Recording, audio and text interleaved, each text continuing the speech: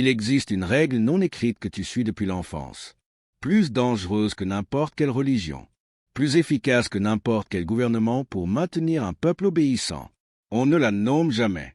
On te l'injecte simplement jusqu'à ce qu'elle devienne ta seconde peau. Sois gentil, sois poli, sois accommodant. On te dit que c'est ça qui fait de toi une bonne personne. Mais si je te disais que cette gentillesse n'a jamais été une question de morale, c'était une question de contrôle. Tous les empires, tous les systèmes, toutes les autorités qui ont existé ont toujours compris une vérité. Une population polie est une population obéissante. Un homme qui a peur de déplaire ne se révoltera jamais. Un homme qui a besoin d'être aimé ne s'élèvera jamais. Machiavel l'a compris il y a des siècles. Il a vu des républiques entières s'effondrer. Pas sous l'effet d'invasion, mais à cause d'hommes qui n'avaient pas le courage de dire non. Des hommes qui confondaient être appréciés et être respectés. Des hommes trop doux pour gouverner, trop conciliants pour survivre. Alors il a écrit quelque chose qui a effrayé les dirigeants plus que n'importe quelle rébellion. Un livre qui osait dire « Si tu veux commander, arrête de chercher à être aimé ». L'Église l'a interdit. Les rois l'ont condamné, parce qu'il exposait leurs plus grands secrets, la gentillesse et le collier autour de ton cou. Et pourtant, 5 siècles plus tard, te voilà encore en train de le porter fièrement. Tu t'excuses quand tu n'as rien fait de mal. Tu ris à des blagues qui te rabaissent. Tu acceptes des demandes qui t'épuisent. Tu es terrifié à l'idée d'être perçu comme impoli. Regarde autour de toi. Chaque homme puissant que tu admires, chaque leader, chaque conquérant, chaque maître de son destin partage un trait. Ils sont prêts à être détestés. Ils ne cherchent pas l'approbation. Ils imposent le respect. La société te dit que la rudesse est un mal. On te dira que tu es arrogant, froid, sans cœur.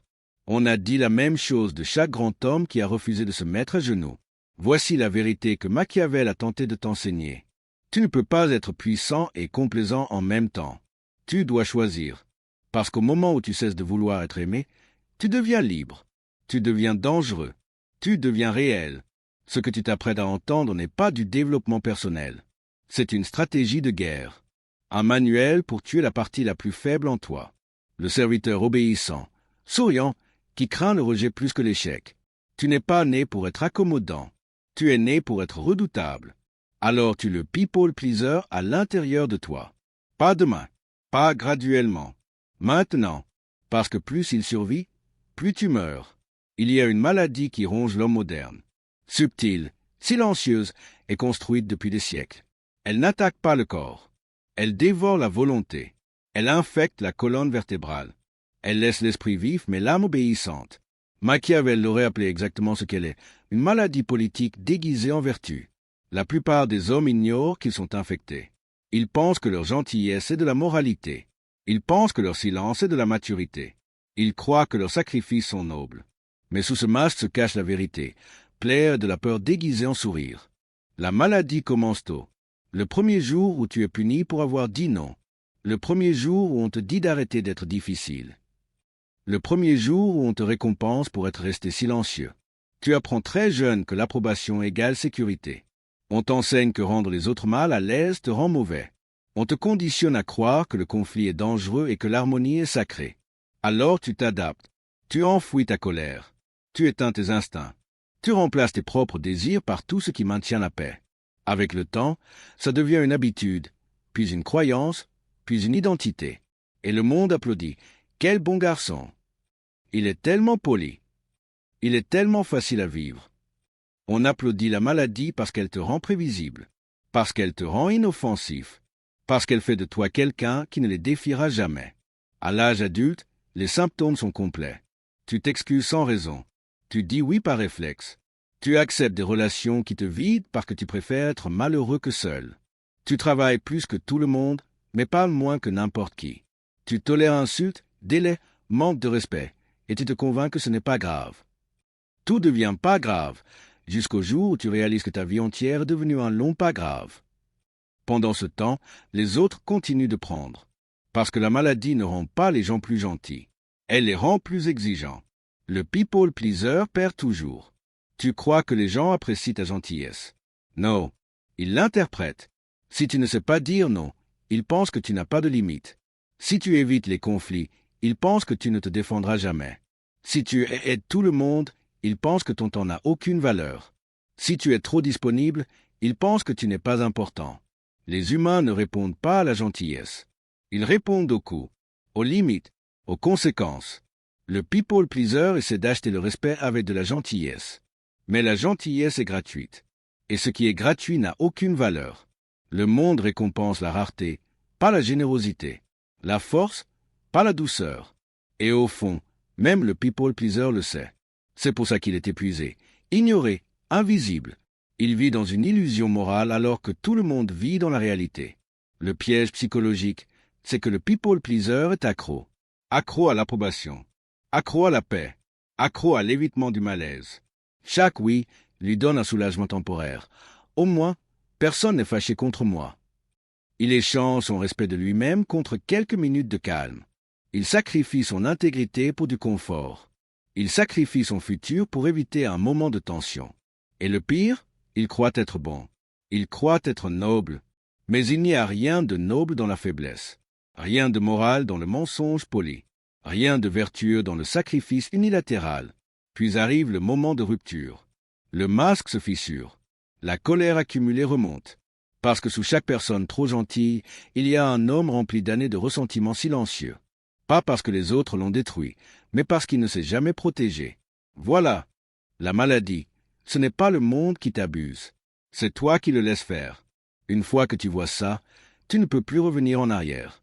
La gentillesse te fait utiliser. Parce que le monde a appris à la lire pour ce qu'elle est vraiment. Non pas de la vertu, mais l'annonce d'une absence de défense. Les gens ne sont pas mauvais. Ils suivent l'instinct. Ils empruntent toujours le chemin le plus facile. Et le people pleaser est toujours ce chemin. Tu deviens la personne qui reste tard, qui ajuste son emploi du temps, qui rassure sans jamais recevoir de réassurance, non pas parce qu'on t'aime moins, mais parce qu'on te respecte moins. La gentillesse sans limite crée l'éligibilité à l'exploitation. Le premier service inspire de la gratitude, le 10e crée une attente, le 30e devient une obligation. Quand tu hésites enfin, on te reproche d'avoir changé. Mais tu n'as pas changé. Tu as arrêté le spectacle dont ils profitaient. Les humains ressentent la hiérarchie avant de la comprendre. Un homme qui n'impose aucune friction est placé en bas. Pas par haine, mais par instinct. Les gens ne respectent pas les intentions. Ils respectent les signaux. Et jusqu'ici, tu n'as envoyé qu'un signal. Je suis Saf. Je ne m'opposerai jamais. Ceux qui commandent le respect n'ont pas peur de déplaire. Ils ne recherchent pas l'harmonie. Ils ne craignent pas la tension. C'est pour ça que leurs mots pèsent plus que tes excuses. Leur silence est plus puissant que ton enthousiasme. Les gens ne respectent pas la confiance. Ils respectent les conséquences. Si te manquer de respect n'a aucune conséquence, tu ne seras jamais respecté. Tu pourras seulement l'espérer. Et espérer le respect est la position la plus faible sur Terre. Un jour, le people pleaser comprend ce qu'il a fait de lui-même. Ce n'est pas de la fatigue. C'est un deuil. Il réalise qu'il s'est effacé pour éviter de déranger. Il voit toutes les fois où il s'est trahi. Toutes les fois où il aurait dû partir. Et il ressent du ressentiment, non pas envers les autres, mais envers lui-même. Parce qu'un homme qui veut plaire à tout le monde finit par décevoir une seule personne, lui-même. Le monde respecte seulement un homme qui se respecte lui-même. Et le respect de soi n'a rien de violent. Ce n'est pas hurler, ce n'est pas menacer. C'est dire non, simplement, sans justification, sans trembler. C'est refuser de te trahir pour que les autres restent à l'aise. C'est accepter de décevoir les autres plutôt que de te décevoir toi-même. La gentillesse ne te sauvera pas. La force, oui. Les limites, oui. Une certaine froideur sélective, oui. Quand tu arrêtes d'offrir ta vie comme un service gratuit, le monde s'ajuste. À contre-cœur. Lentement. Mais inévitablement. Parce que les gens arrêtent de t'utiliser quand tu arrêtes d'être utilisable. Le manque de respect que la société déteste le plus, ce n'est pas la vulgarité ou la violence. C'est la fermeté. Depuis que tu sais parler, on t'a appris que la pire faute sociale était d'être impoli. Pas de mentir, pas de manipuler, pas d'être lâche. Non, être impoli. Pourquoi? Parce que la rudesse, ce n'est pas un péché. C'est une menace. Une menace contre toutes les structures qui comptent sur ton obéissance. Une menace contre tout ce qui a besoin que tu restes petit. Tu as grandi en croyant que la moindre affirmation de toi-même était de l'insolence. La moindre limite était ta attitude problème. Il ne craignait pas ta méchanceté. Il craignait ton nom. La rudesse, au fond, ce n'est rien d'autre que la capacité de ne plus t'effacer, de ne plus accommoder, de ne plus faire passer tout le monde avant toi. Le monde ne se plie pas devant ceux qui sont d'accord avec tout. Il se plie devant ceux qui ne cèdent pas, ceux qui sont clairs, ceux qui ont un prix, une limite, une frontière. La moindre honnêteté brute modifie instantanément la dynamique. Tu deviens moins prévisible, moins accessible, moins manipulable. Et les humains respectent ce qu'ils ne peuvent ni anticiper ni contrôler. La rudesse, la vraie, n'est pas cruauté, c'est clarté. Un homme capable d'être direct envoie un message terrifiant. Tu ne peux pas me manipuler avec la culpabilité. Et la culpabilité est l'arme préférée de la société. C'est comme ça qu'on te garde docile. Les gens tolèrent la rudesse des puissants, mais ils punissent la même rudesse chez les faibles. Pourquoi? Parce que la force légitime la rudesse. La faiblesse la criminalise. C'est pour ça que la gentillesse d'un homme puissant inspire le respect, tandis que la gentillesse d'un homme faible inspire l'exploitation. Chez l'un, c'est un choix. Chez l'autre, c'est une stratégie de survie. La rudesse change tout ça immédiatement. Elle dit au monde, ma gentillesse est désormais un choix, pas un dû. Tu deviens un prix plein, pas un rabais. Les gens te recalculent. Ils réfléchissent avant de te demander. Ils pèsent leurs mots. Ils te traitent avec sérieux. Non parce que tu es devenu niais, mais parce que tu es devenu non négociable. Apprendre à devenir désagréable n'est pas devenir hostile. C'est récupérer l'autorité que tu as abandonnée sans t'en rendre compte. Le monde t'a vendu l'idée que la flexibilité est maturité, que la patience infinie est vertu. Mais la vérité est brutale. L'homme qui craint le désaccord craint lui-même. Et un homme qui se craint lui-même ne peut jamais être puissant. Le premier changement, c'est de comprendre que le conflit n'est pas un danger. C'est une information. Les gens évitent le désaccord non pas parce qu'ils sont pacifiques, mais parce qu'ils sont fragiles. Ils paniquent dès que leur approbation est menacée. Ils se replient dès que le ton change. Ils voient la tension comme une faute. Mais ce n'est pas une faute. C'est un test. Plus tu démontes ce conditionnement, plus tu vois la vérité. Le désaccord n'explose presque jamais. Les gens poussent seulement quand ils sentent que tu vas céder vite. Quand tu arrêtes de céder, ils arrêtent de pousser. Le danger n'était pas dans la confrontation. Il était dans ton imagination. Alors tu commences à pratiquer la vérité brute. Pas la méchanceté, pas l'agression, juste la vérité. Ça ne me convient pas. Je ne suis pas disponible. Je ne suis pas d'accord. Ces phrases sont simples, mais pour un people pleaser, elles sont des bombes. Elles détruisent la version de toi qui survivait grâce à la douceur. Elles brisent le rôle que tu jouais. Elles rappent la structure même de ton identité. Tu ressentiras de la culpabilité. Tu voudras justifier, expliquer, arrondir. Ne le fais pas. Tu n'es pas responsable du confort émotionnel des autres. Tu es responsable de ta vérité. Et la vérité n'a pas besoin d'excuses. Puis vient le changement lent, profond, irréversible. Tu deviens quelqu'un qui ne parle plus pour plaire, qui ne dit plus oui pour éviter l'inconfort. Tu ne t'excuses plus d'exister. Tu arrêtes de t'adapter automatiquement. Tu arrêtes de porter la responsabilité du bonheur des autres sur ton dos. Et tu deviens quelqu'un que les autres doivent approcher avec intention. Pas avec droit, ni avec exigence. C'est ça, le pouvoir. Tu ne deviens pas froid. Tu deviens clair. Tu ne deviens pas agressif. Tu deviens inamovible. Tu ne deviens pas impoli. Tu deviens réel. Ce que tu es en train de vivre, c'est la mort du garçon qui cherchait la validation et la naissance de l'homme qui n'en a plus besoin.